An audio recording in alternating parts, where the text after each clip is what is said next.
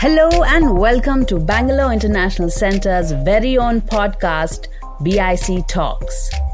Bangalore International Centre is a platform for informed conversations, exchange of ideas, and a space for arts and culture. BIC Talks brings the essence of all that the physical space stands for and more to your doorstep.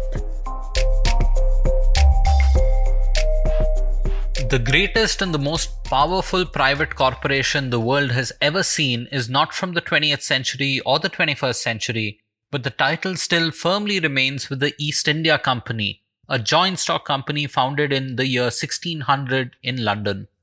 Here on BIC Talks, we have authors William Dalrymple and Moin Mir in conversation about the company and its excesses that ravaged India for a very long time and how all of this came to be.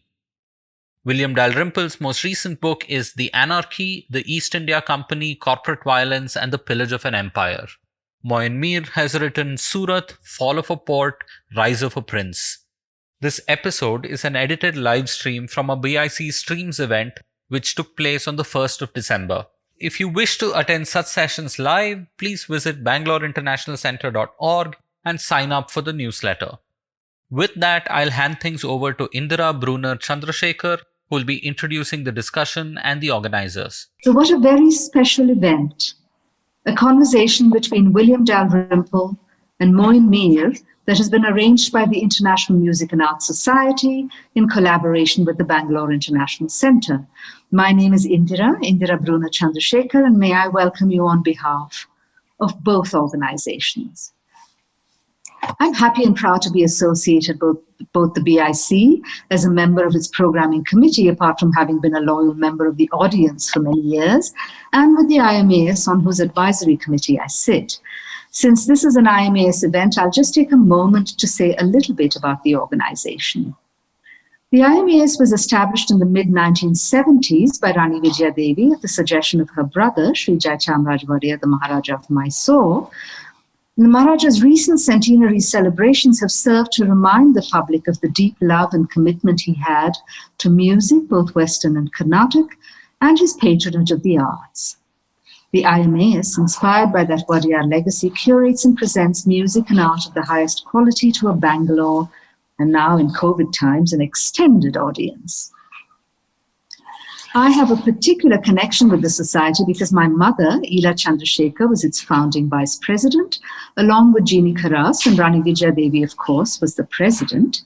My mother is now the president, and Urmila Devi, Rani Vijaya Devi's daughter, its active organizing secretary, and they, along with the committee, continue to carry the purpose of the society forward. I've had the privilege of being part of a group developing a volume commemorating the society. So if you'll indulge me from a second longer, I just wanted to say how impressive it is when looking from today's perspective, where we're widely connected, India is much better funded. When we look back at the singular dedication of a group of people bringing to their city for the very first time artists such as Ahmed Hussain, Malavika Sarukai, and for the only time, the great cellist Smitislav Rostropovich, and so on and so forth. But our audience awaits our speakers of today, so you'll have to get the IMAS book in order to get a sense of this fascinating cultural trajectory of Bangalore. Welcome, William and Moin. The audience can read your bios on the website, but I would like to give some insight into why today's conversation is so very special. William Dalrymple's The Anarchy is a great endeavor, a delving into archives in multiple languages with a host of researchers and translators to uncover the story of the East India Company in India. In the book, he does brilliantly what he always does so well, act as the sutradhar, the storyteller, and paint a picture for the reader, unraveling different threads of the narrative, different sequences, different characters, and revealing the complex ramifications of the greed that drove the East India Company and the staggering lack of honor with which they often acted. William is a historian, and he has almost single-handedly raised the bar on writing that makes the history of the subcontinent accessible and exciting to the non-historian and the general reader. As you can imagine, William, you have a huge fan base here in Bangalore, 450 registrations for this event alone. And so we're hoping you'll be able to come back and be here in person when COVID allows us to do so. And why is the conversation between him and Moin so very interesting? Moin has written a very different book, a book about his family, the Nawabs of Surat. It is a much more personal one about the wicked duplicity of the company in annexing the port of Surat and then reneging on their treaty with the Nawabs. But what makes the story so profoundly fascinating, and I hope I'm not revealing too much, Moin, is that Moin's ancestor then fought this injustice in the courts in England, confronting the British by exploiting their very own systems of justice. Did he succeed? Well, William and Moin, I shall let you take it from here. Thank you very much for being part of this. Thank you very much, Indira. I'm very sorry not to be in Bangalore. This is just the time of year when it's lovely to leave Delhi and accept any invitation you can imagine to go and sit in the warmth of the Bangalore sun and enjoy it. Sadly, I'm in the even colder climes at the moment of the Alps. I'm on the edge of Lake Como with snow billowing in this afternoon, apparently. So my unheated library here is we've just put the radiators on for the first time. But it's still quite chilly, as you can see from my shawl. Anyway, to get to business, the Anarchy makes a point which, in a sense, is a very obvious point, but one which I think has been forgotten in the last century. That the East India Company was, as its name suggests, a company, a corporation. It was not the British government. The Victorians slightly covered this over and used to talk about the acts of the East India Company as great national triumphs. Macaulay and the Victorian historians underplayed and deliberately covered up the fact that the East India Company was not a national operation operating with high ideals from a national government, but was very much a corporate affair run by a bunch of businessmen for their own enrichment. Now, nothing wrong with that in itself, as long as you're not doing what the company went on to do, which is to loot, plunder, asset, strip, and turn yourself into an empire within an empire. And what Moin and I are going to do over the next hour is we're going to pass the ball back and forwards. I'll open with the early history of the company. We'll then have a look at Mogul Surat with Moin. I will then tell the story of the apogee of the company, and then Moin will end the session with the extraordinary story of his forebears' battle against the company and his unlikely and unique victory. So the company was formed in 1599, which is the same year and in the same city that Shakespeare was writing Hamlet. So you can imagine yourself sitting in Shakespeare's house just downriver of the Globe Theatre, where the Globe still is, of course, today, and walk across London Bridge and wander on for about 20 minutes, and you get to Moorgate Fields, which is not, as it is these days, a grotty tube station, but then was, as its name suggests, a rural spot on the edge of London where people pastured their cows and fed their sheep with the pasture.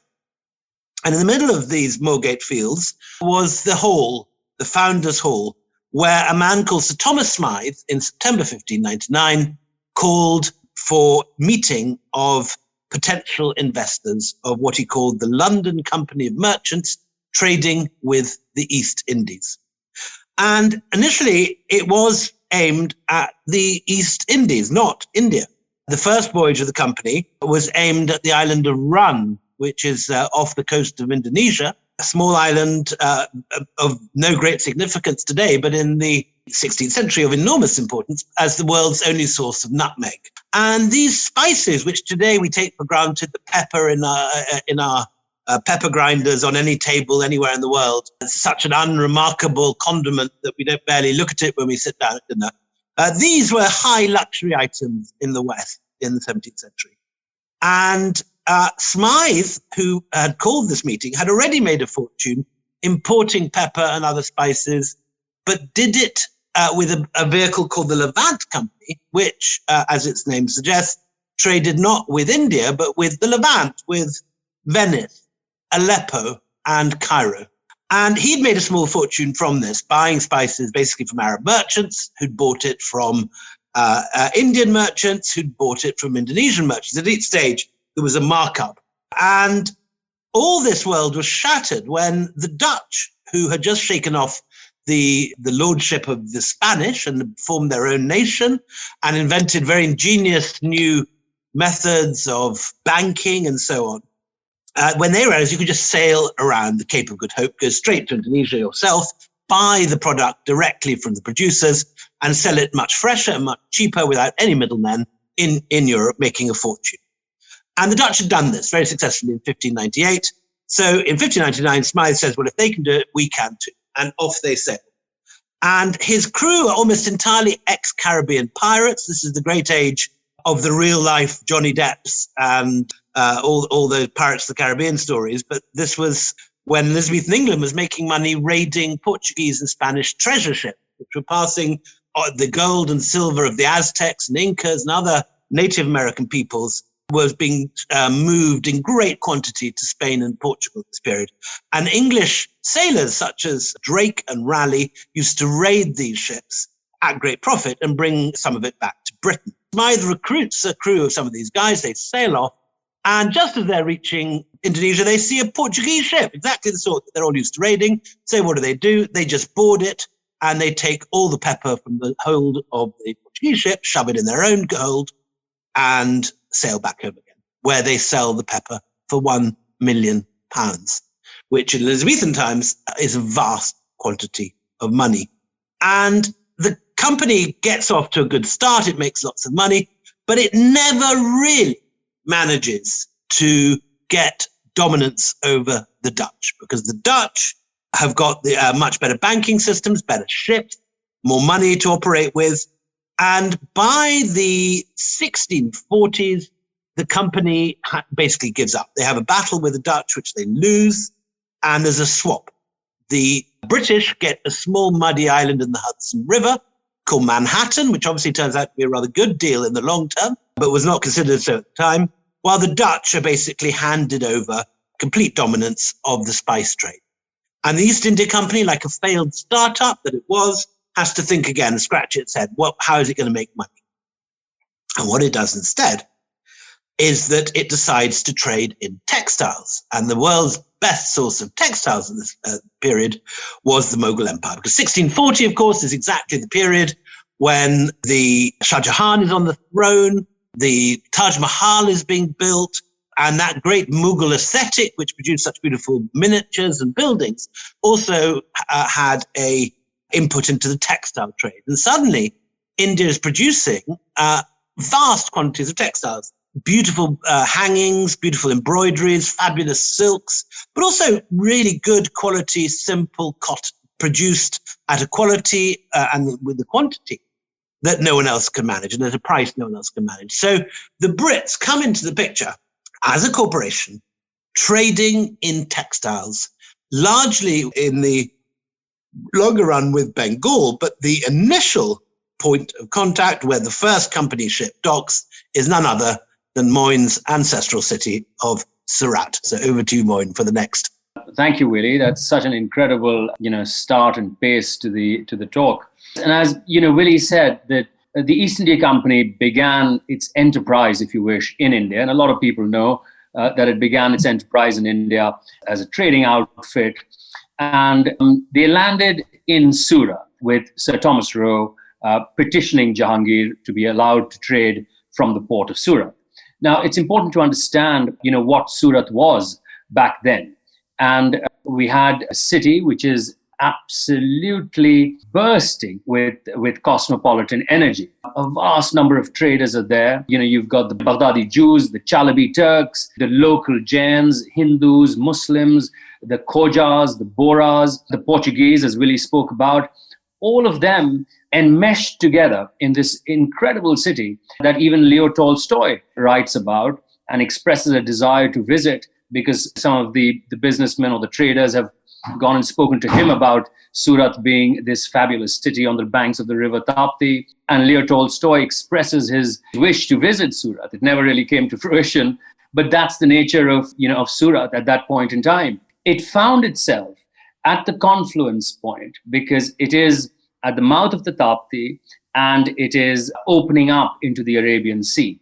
And once you open up into the Arabian Sea, then all the various trade routes start coming into play. The Ottomans are there, as we mentioned, the Dutch and the Portuguese are there, and all of them get sanads, or basically license to trade in Surat. The East India Company sets up its factory and starts refining cotton and also sending it off to the Far East, Malacca. They were trading also in bullion. By the time it is 612, just taking a little step back, Catherine of Braganza has married Charles II of Britain. And she brings with her, a few little islands in dowry. And those islands are 150 miles south of Surat. Those islands, are considered by Charles to be too small a picking for him, and he passes them off onto the East India Company. Those islands are Bombay.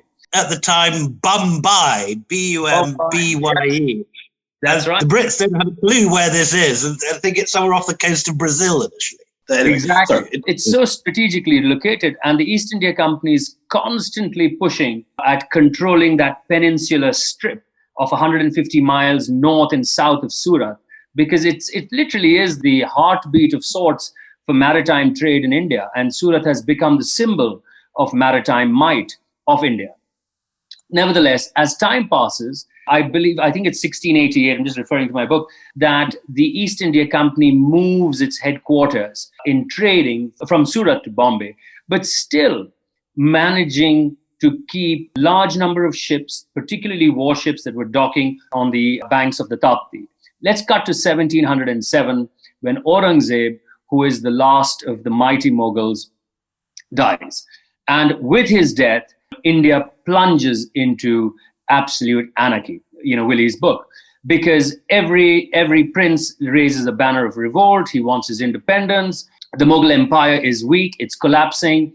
And by the time it's 1733, one man called Tegh Khan, who is a general in the Mughal army, but is witnessing this anarchy unfolding, makes his way down south from Delhi towards Surat. And he finds that Surat itself is in the grip of anarchy. I mean, there is a power vacuum there because the constant changing of governors in Surat is leaving a massive power vacuum. The merchants, who are incredibly wealthy, and this eclectic mix of Armenians and Turks and Portuguese and Jains and Hindus are all calling for a stable administration in Surat. So Tegh Khan, with about 3,000 odd soldiers, parks himself outside Surat and then makes his move and takes over Surat. Surat, by 1733, is still very much a thriving port, although Bombay is being built slowly and steadily by the English. And he establishes in 1733 the first Nawabship of Surat, an independent Nawabship, which is independent of the imperial court in Delhi.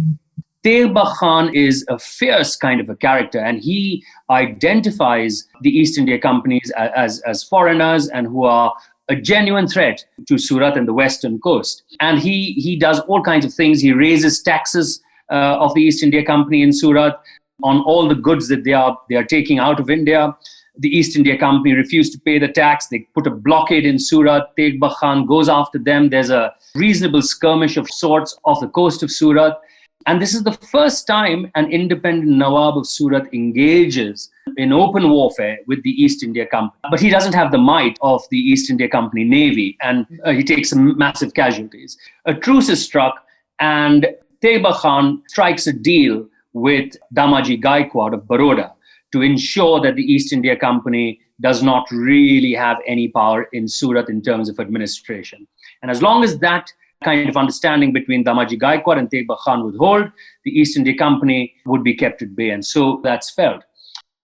So Moin has left us with the Mughal Empire breaking up. Aurangzeb has died. The anarchy has broken out. And the crucial, everyone's wondering what's going to happen to Delhi. Because Delhi, at the death of Aurangzeb, is the richest and largest city in the world. There's 1 million people there.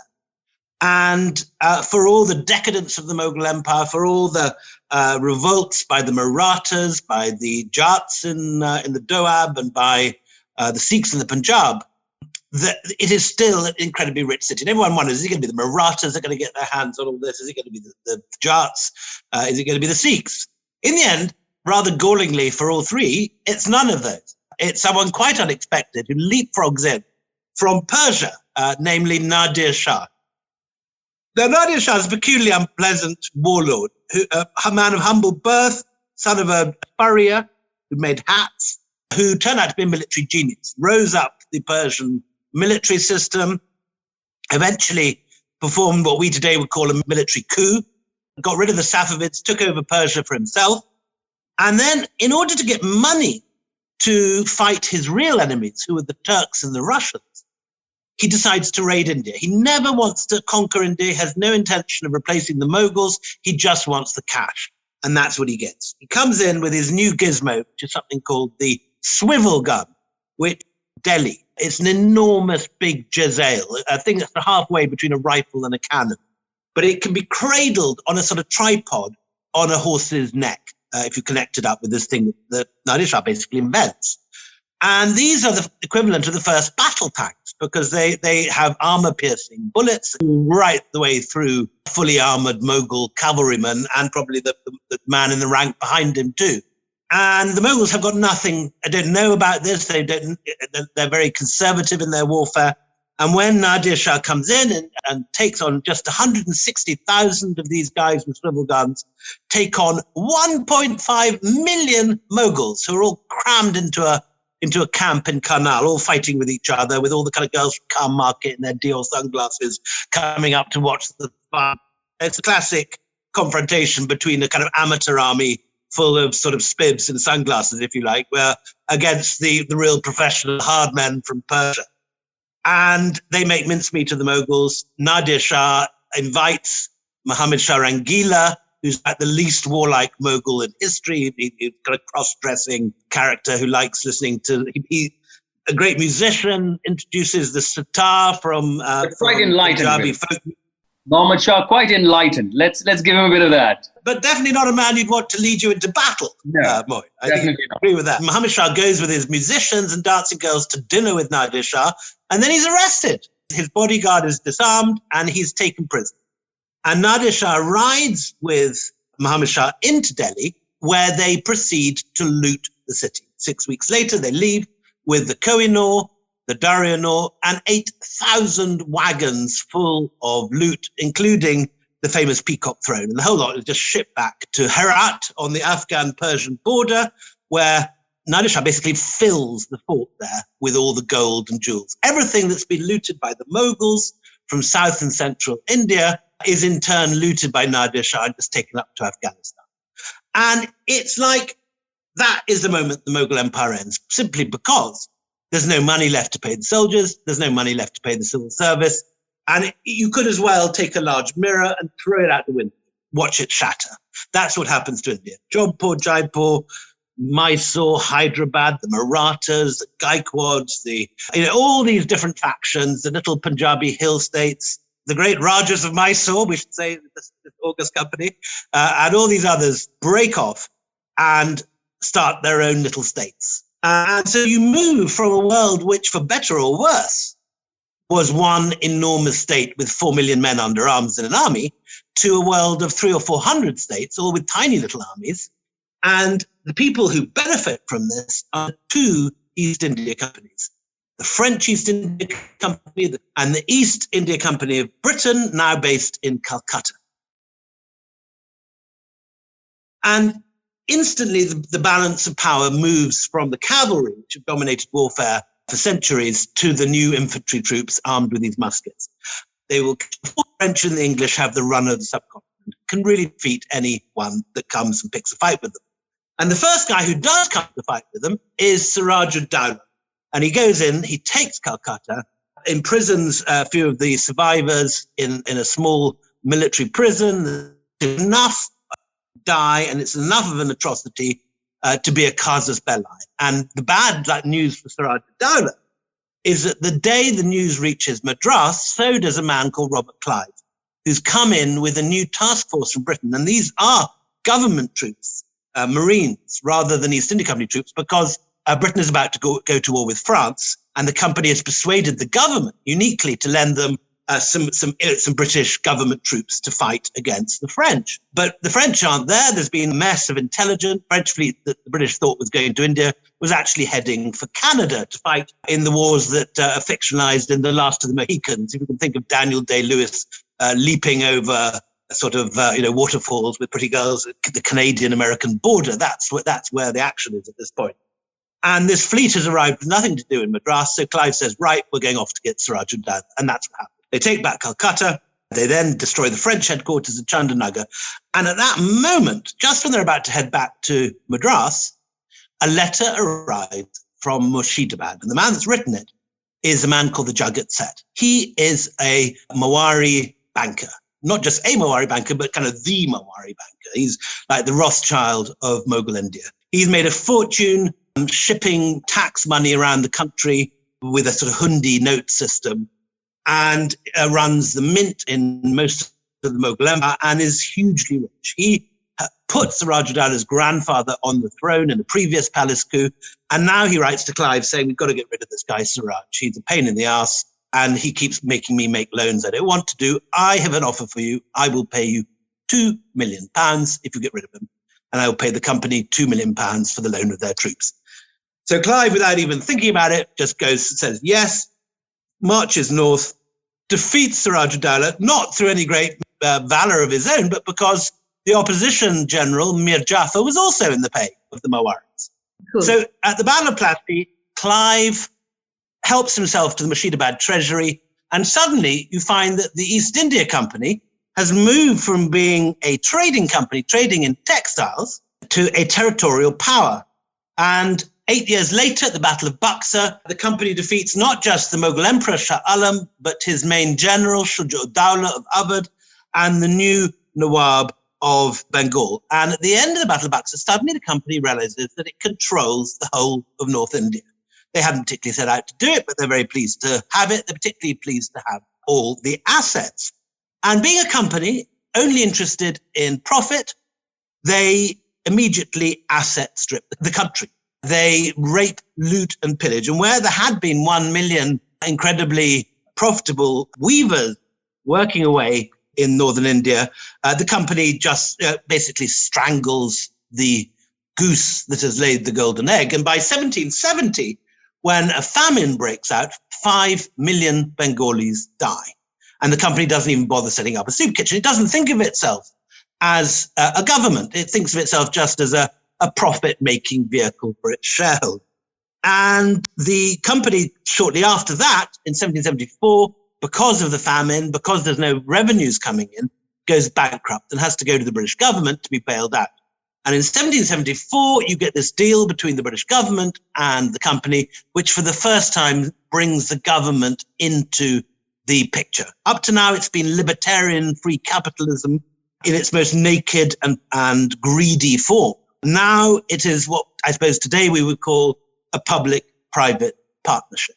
From this point, the government influence grows, and by the 1780s, the East India Company has twice as many troops as the British government. It has 200,000 sepoys at a time when the British Army only has 100,000 troops.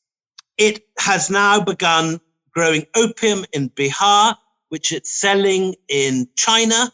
It's seizing Hong Kong shortly later, and it's become the biggest narco operator. Forget the Medellin cartel and forget all the stuff you've seen on Netflix. It's the East India Company that's the biggest drug dealer in history. So by the time that Lord Wellesley turns up in 1799, that's the elder brother of the future Duke of Wellington, a man who is about to see off first Tipu Sultan, then 3 different Maratha armies. The company has become a sort of world-dominating commercial force. It's the first great multinational. It has profits greater than the GDPs of most countries. It can grow opium in one country, sell it in a second illegally, and ship the tea to not just India and Europe, but also to America. And it's East India Company tea that gets put into Boston Harbor at the Boston Tea Party. So you get this impression of this Elizabethan startup, which by 1799 has turned into a monster. Over to you, Mo. The year is 1799, and as Willie said, that's in many ways another turning point in the history of India, because the man who comes in as the Governor General is Richard Wellesley. Richard Wellesley has seen the exploits of Clive. He's realized very quickly that, all of North India is now in the hands of the company, and the entire narrative of the East India Company has to change from being mere traders and businessmen to conquerors, rulers, and administrators. That massive change of narrative is championed by Richard Wellesley. As Willie mentioned, he goes and defeats Tipu, he defeats the Marathas in Asai, and then he turns his eyes on Surat. Now, just to take a little step back, the English East India Company was constantly trying to destroy Surat's trading prowess so that they could build Bombay as this giant port where they could harbor their ships, where they could harbor their warships, their trading vessels, all of that. So much so that in 1774, before Wellesley came in, the East India Company actually shuts down the mint in Surat. And the mint is where all the coinage was happening for circulation across Western India, the Mogul coinage. But when there's no mint and then there's no coinage, how does one trade in Surat? And so Surat's trade started plummeting and taking a massive nosedive, and Bombay started rising. Now, the helpless Nawab at that time, Hafizuddin, wrote to the English East India Company saying, you're ruining this city, you're ruining Western India, and at least start the mint so that my traders can operate on the western coast. But of course, there was no reply from the East India Company officials and the board of directors in London. And Hafizuddin Khan has to just basically sit back and watch as Bombay grows and Surat starts decaying. The East India Company officials in the custom houses in Surat are utterly, utterly corrupt. No ship can actually leave the shores of Surat till they actually bribe the East India Company officials sitting in the custom offices to get their ships out. In fact, one Bora merchant called Fakhruddin had to bribe close to 40,000 rupees just to get his ship outside into the Arabian Sea. And so the merchants were going bankrupt in Surat. Nevertheless, by the time it is 1799/1800, Richard Wellesley has come in, he's beaten Tipu, he's defeated the Marathas, he's turned his attention to Surat, and he sends in his troops. And he basically tells the Nawab, sign a treaty of signing away your ruling powers, and we will give you a hefty pension of 15,000 pounds a year, and we will also give you your private estates. Now, the private estates of the Nawab of Surat are close to a third of the city, immense amount of employment in those estates, weavers, textile makers, potters, all of that. But the administration of the city would have to pass on to the East India Company. At that time, the Nawab of Surat, who is Nasiruddin, considers a guerrilla rebellion against the East India Company.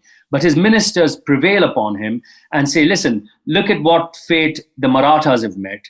And you just can't match the might of Wellesley, his naval might and his military might, and you might as well just sign away your ruling powers, but keep jurisdiction over your private estates, which is a third of Surat. So this very tactful treaty is signed in 1800, and Surat is officially annexed by the English East India Company, and the Nawabship is confined only to the private estates, which are still, as I mentioned, very, very rich estates. Nasiruddin dies in 1821, and he's succeeded by his rather cherubic son, Afzaluddin Khan.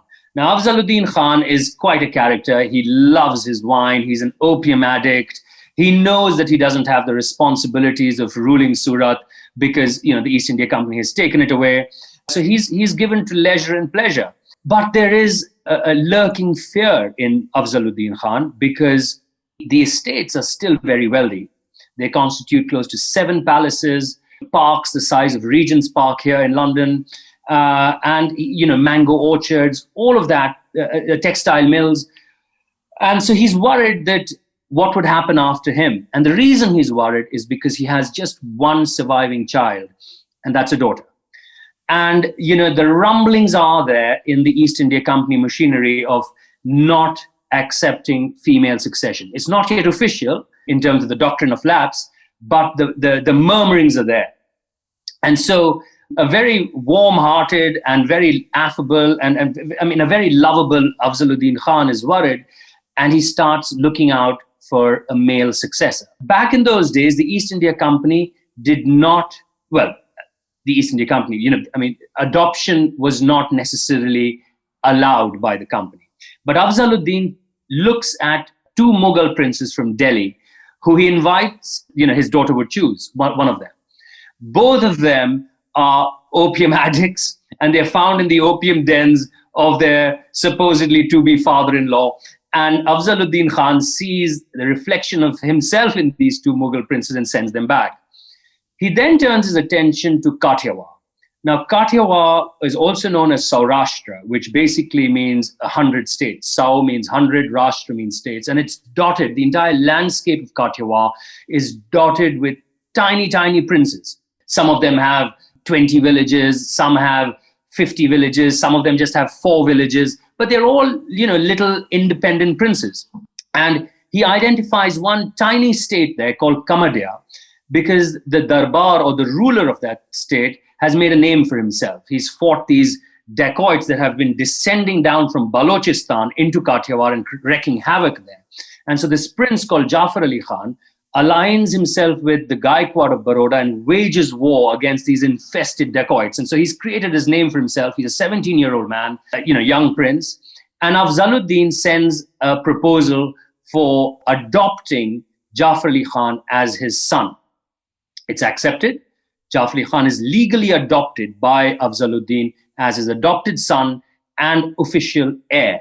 But there's still a sense of uneasiness in Afzaluddin, the Nawab of Surat. And he says, look, he fears the worst. So he gets his adopted son married to his daughter. And the strategy behind that is very clear. If the East India Company doesn't accept the adopted son as the heir to the estates, they would have to accept the daughter. So he thinks that he's covered all ground. Anyways, Nawab Afzaluddin dies in 1842, supposedly of an overdose of liquor and opium, all mixed together. And unfortunately, he dies quite a painful death in 1842. Now, the minute he dies, the East India Company tear up that treaty that they had signed with the Nawab in 1800. They refuse to accept Jafar Ali Khan as the next Nawab and the heir. And they even refuse to accept the daughter, who's also Jafar Ali Khan's wife. And basically, they storm into the estates. They shut down every textile mill. They usurp the estates. They forcibly take the royal family and confine them in servant quarters. And it's a nightmarish situation for the Nawab family of Surat. By this time, the East India Company have built up a reputation of corruption.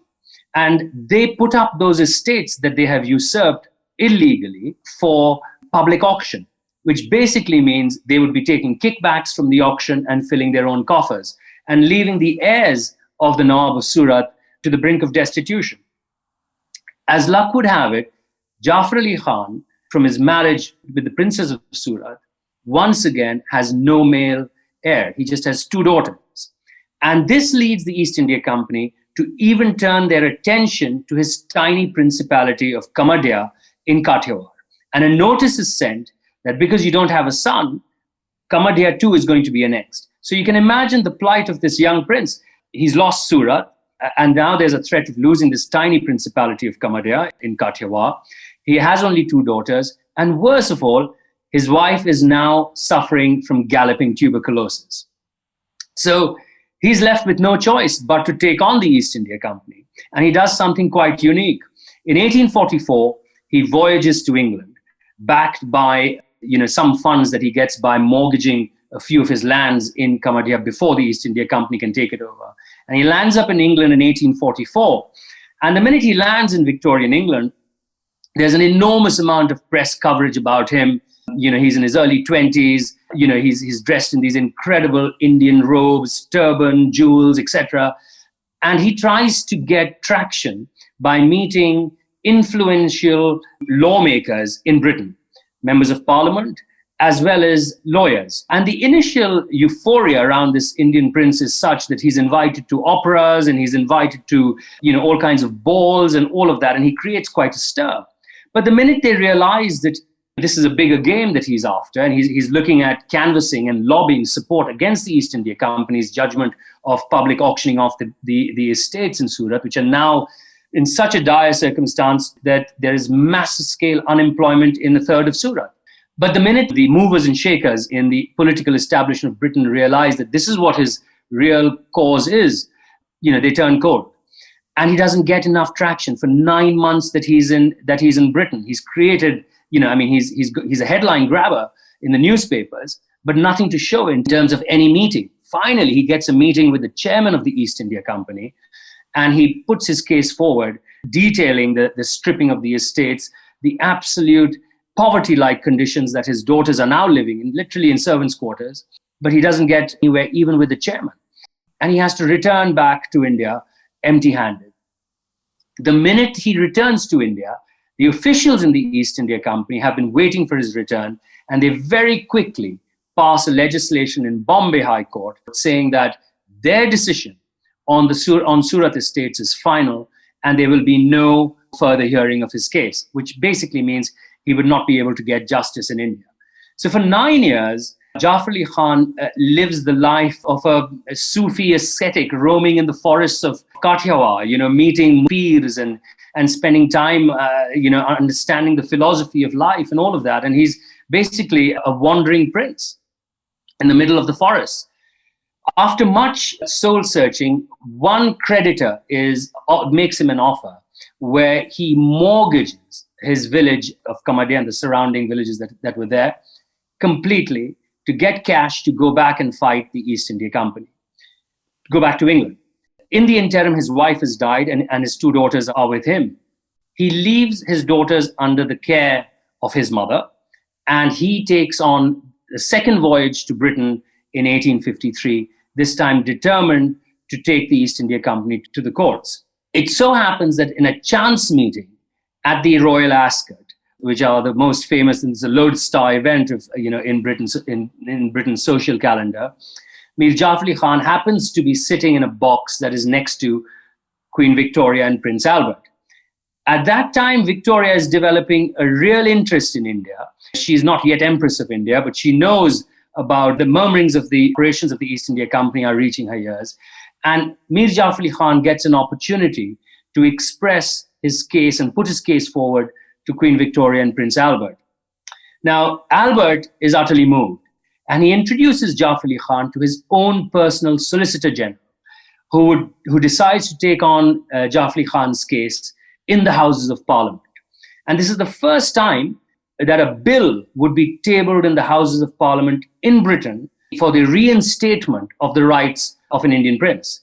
It had never happened before. There were attempts that were made by Indian princes to go, and as Willie points out, I think in his book, that Shah Alam also sent a dignitary to Britain. But in this case, it's the first time that the Solicitor General of Victoria, along with 2 brilliant lawyers, Fitzroy Kelly and Erskine Perry, who are also at bar, take up Jafar Ali Khan's case in the House of Commons. And it's a great sight. I mean, when you think of it, picture this. It's 1854.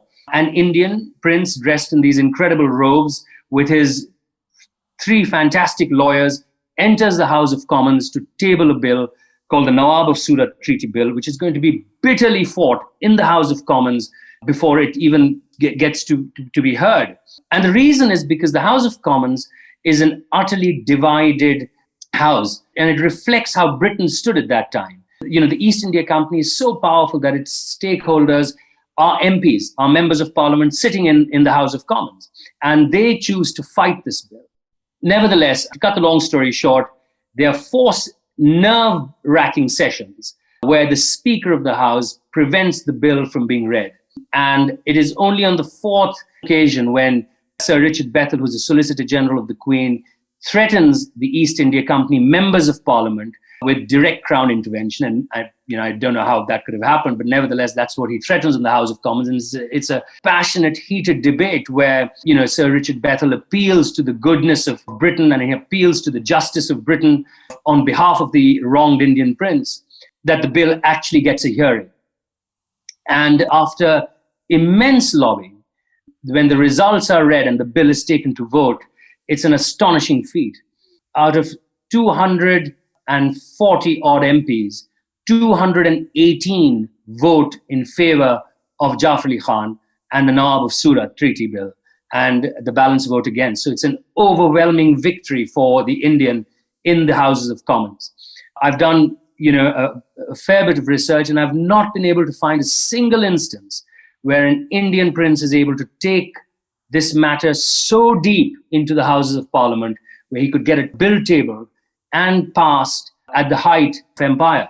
Now, when the bill is passed, after heated debate, two things happen. The estates are handed over back to Jafar Ali Khan. It's the first victory of sorts, and the pension is restored. At that time, it's vital to understand that the East India Company is on its knees, because India has now burst into open rebellion in 1857. The First War of Independence is at its peak. At that point in time, a victory for Jafar Ali Khan in the Houses of Parliament is hailed by the Queen of Awadh, who was visiting there and who seeks his advice because her son, Wajid Ali Shah, has been dethroned. And they all try, even the princes of Sindh, which had the port of Karachi, which was annexed by the East India Company, they all rally around Jafar Ali Khan because he becomes, oddly enough, the voice of resistance against the East India Company in Britain. During that time, he does fall in love with an English actress. And what happens to that love story is something I will not reveal. I would much rather you buy the book and read it. But over to you, Willie. No, I think that's the end. That's a fantastic ending. Just leaving it to everyone's imagination with this actress, I think is a very good way to stop. But I think we have some questions. Since I have the power here, and we're talking all about power, I'm going to ask the first question. So it's so interesting to me, really, that it was somehow very organic that the East India Company moved into playing the game of trade into the game of power. It seemed to have not been a strategic decision, but simply one of those things that came to pass. Would you like to tell us a little about that? Yes, I mean, that's very much the case, that there was no master plan. And other similar companies, for example, the Levant Company, which was still carried on and was trading with the Ottoman Empire, never made that transition from trade to conquest because the Ottoman Empire never broke up. Mm-hmm. And there was no opportunity or intro to allow the Levant Company to misbehave in the way the East India Company did. What happened to the East India Company was the exception. And what gave it the opportunity was the fragmentation of the Mogul Empire and the fact that the two companies, the French and the British company, were both recognized by everyone in India as having this military capability that Indians didn't have at that particular moment of history. Yeah. And so everyone wanted to buy them as a mercenary force. Mm-hmm. So, for example, in the 1740s, you get the French being bought by the Nizam of Hyderabad to fight his wars, and meanwhile the Nawab of Carnatic and Arcot by the East India Company armies. And so you find the company before it turns into a sovereign force, but after it has already been a trading force, becoming basically a mercenary outfit. There's a kind of intermediary moment when its troops are being used and sold and bought as a mercenary outfit. And it was only the fact that Siraj ud-Dawla attacked the company just a particular unlucky moment for him when this British government force had arrived.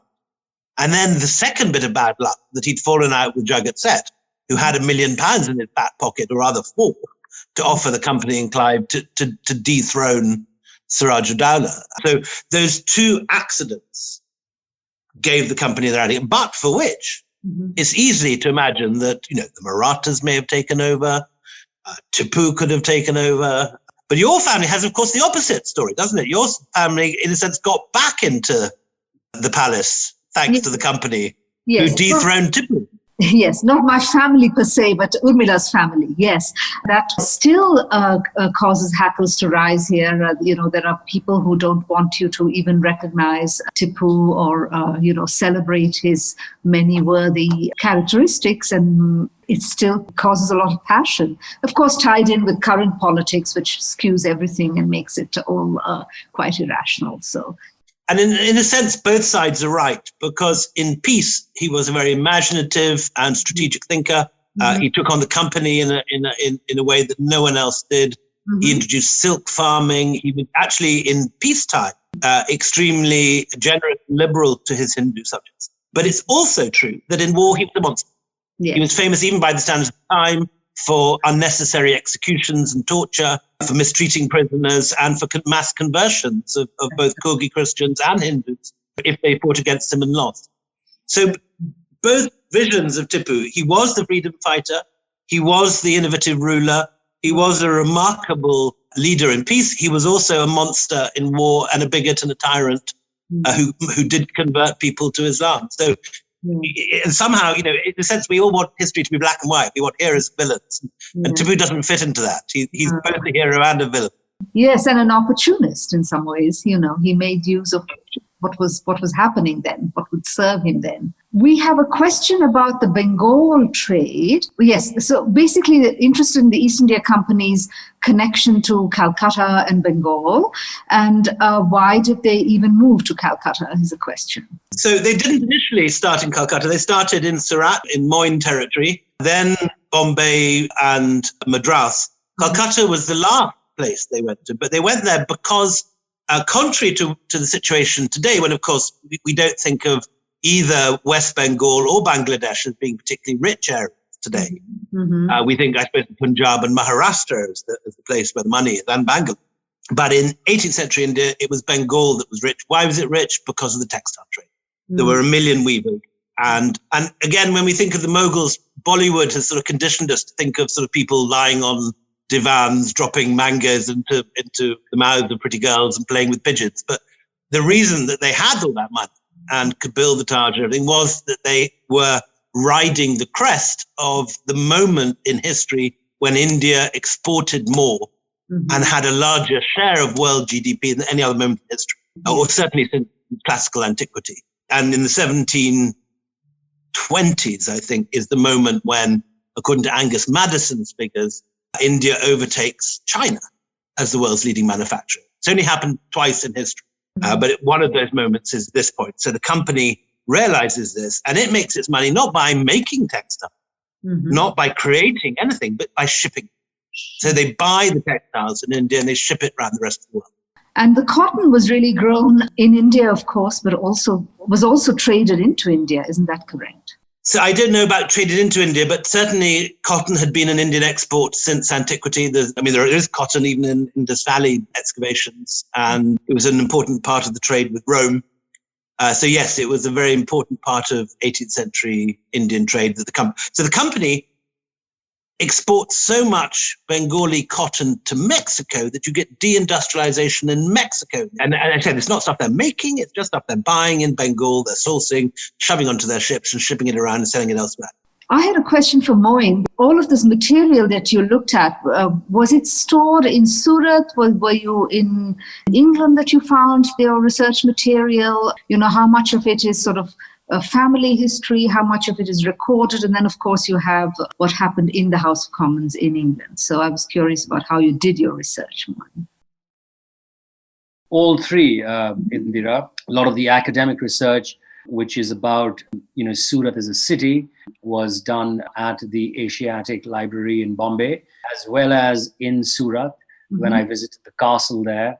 A large number of documents luckily still survive in the family archives. I was lucky to have access to a lot of the letters that were written to the East India Company and the response that the Nawab family got from the East India Company, because those letters are part of the family archives. An enormous amount of time was spent researching at the British Library here in London. Once again, a fabulous amount of information. There's one letter at the British Library which really captures the despair, and you can sense it in the voice. You can actually hear Hafizuddin, the Nawab of Surat, pleading the court of directors in Britain in a letter where he says, "Why have you shut down the mint? You're ruining the city. You're ruining the merchants." So the British Library preserves the sins of the East India Company very well. And so I could get access to it. 5 miles of East India Company documents in the British Library, apparently. Mm-hmm. Yeah. If you stack it end to end, 35 miles. Unbelievable. It's just astonishing. And then the incredible debate that took place in the House of Commons, which was so fiery and so passionate, where the members of Parliament are against the Indian prince, and there are a large number of overwhelming members of Parliament who are fighting on behalf of the Indian prince. That is available in the British Parliament website called Hansard, as well as an original minutes is an heirloom. So I'm very lucky to have that. Oh, how nice. Yes, that is special. There are a couple of questions about the role of the Marwadis in supporting the East India Company and the exploitation of India. Yes, would you like to sort of address that as a clump? The company was a company, did business. And it quickly realized, long before Plassey, that the people who shared many of its interests were the Marwaris who were in Bengal, particularly the Jagat Seth family. And the Jagat Seth were the bankers to the governors of Bengal, particularly Ali Verdi Khan, Siraj's grandfather. And they were enormously powerful then as now, and very rich. And they'd got into the habit of basically getting rid of Nawabs that they didn't like and setting up ones that they had done. And Siraj's own family were the previous coup organized by the Jagat Seth 50 years earlier or 40 years earlier. And it's very easy, in a sense, to with the benefit of hindsight, to be judgmental about this. But you've got to remember that this was a period of anarchy. Everyone was looking after their own interests. Everyone was trying to work out what was best for their children and their families. And the Marwaris and the other Indian banking families made the decision that their interests were best served by getting into business with the company. It's simply because I think, the Marathas and the Moguls treated the bankers as sort of irritants, and they were not the same class. They were often not, in the case of the Mughals, they weren't the same religion. And you find in 1857, in the last Mughal research I did, that when the Mughals wanted money in 1857, they just called in the bankers and hung them up by their heels until they paid up. While the company, while it might asset strip and loot, was a business that understood the importance of basically looking after its bankers, looking after its finances. And it repaid interest on time with full interest. And so it was a very easy decision to make if you were a banker. One lot repaid their debts on time with interest, the other didn't. Who are you going to lend to? So in the end, what happened is that the company conquers India. This is the shocking story. There's so much in the Anarchy which is quite hard for a British reader to read, because the company is portrayed in its true light as an asset-stripping, ruthless, greedy multinational. But the bit that that sticks in Indian crawls, quite understandably, is the fact that it conquers India with Indian finance using Indian troops. It's not white British troops who are fighting Plassey it is, but almost every other battle, Buckner onwards, is not British government troops. It's not white men, specially trained up coming in from Britain. It's guys from Awadh. It's Rajputs from Telangana. It's the sepoys, and 200,000 sepoys sign up the East India Company. Why? Because they're paid double what they're paid by Tipu and the Marathas. And if you're an Avadi farmer and they're looking after your children, you make the decision again, to take double the salary and work for that lot rather than the Marathas and so on. So that is the basic tragic story. The East India Company does not conquer India on British finance, and it does not conquer it with British soldiers. It conquers it with Marwari finance and other Hindu finance, and using Indian Rajput soldiers. Fascinating. Yes. I suppose because in a local sense, you have no idea of the larger picture. You're not thinking in terms of nation or loyalty, or thinking in terms of survival, really. We all make these decisions on a daily basis, for the good of our children and the good of our grandchildren. There's a sort of a moral question about the East India Company, the morality. Did nobody feel that it was morally wrong the way the East India Company was behaving? And that's sort of an interesting question. I think there were a large number of English who saw through the company. There were a large number of English who were scathing of the way the East India Company was operating in India. In hindsight, it's very easy to judge, or for that matter, to think that, history is black or white, and it's not. You had it wasn't that the East India Company was immune to criticism. The fact that Jafar Ali Khan can go to Britain, I mean, it takes a lot to go and fight there, there's no doubt about that, but get justice when 218 members of parliament vote for an Indian against the company, it bears testimony to the fact that there were people who were in powerful positions who were openly criticizing the way the company was going about loot and plunder and breaking treaties and looting India. In fact, when Surat was annexed, one of Britain's greatest historians, I forget his first name, but his last name is Beveridge, writes about how the annexation of Surat is nothing short of arrogance, nothing short of belittling a nation's pride. So you have instances, large number of instances, where the East India Company is criticized. And I think, dare I say this, but I mean, I think it's definitely worth saying, if you had the wherewithal, if you had the guts, if you had the ability to place your point of view and articulate it and debate it out, you could take the East India Company to court in the Houses of Parliament. And Jafar Ali Khan was not the only one who challenged them in Britain. I mean, he won in the House of Commons and probably the only one to do that. But there were many Indian princes or Indians who got British support against the functionings of the company. I mean, I agree with everything Moin says. The company was very unpopular in Britain. It was regarded in much the same way as people used to look at the 1980s merchant bankers or the Wall Street brats of New York. People thought they were get-rich-quick, amoral, parvenus. They were also envious of them because they were so very rich. The East India Company guys who did come back with fortunes bought large country houses, set themselves up as old, living flashy lifestyles amid the genteel poverty of their old money neighbors. And people didn't like them. But as far as the company was concerned, it was a company. It was there to make money.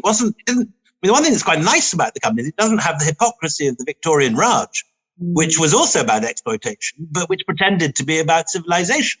The company never pretends that it's about anything except making money for its shareholders and making money for its officials. And many did not make money. Many died. Most died.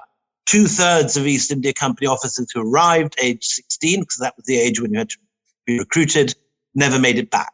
Higher number, 3/4 of the East India Company army had massive casualties. But if you were one of the lucky ones, the third who lived, and you did make it, the company provided an opportunity to enrich yourself if you were a Scots family that maybe had backed the wrong side of the Jacobite rebellion, or you were a younger son whose elder brother had got all the money. This was one of the only ways open to you to rebuild your family fortune. And that's why people went out to India with the company. They never pretended they went there for the betterment of Indians, for education, for civilization, for building railways, or any of the rest of the nonsense that people said in the 19th century. They were very clear. They were there to make their money and to come home with a fortune. And many of them did.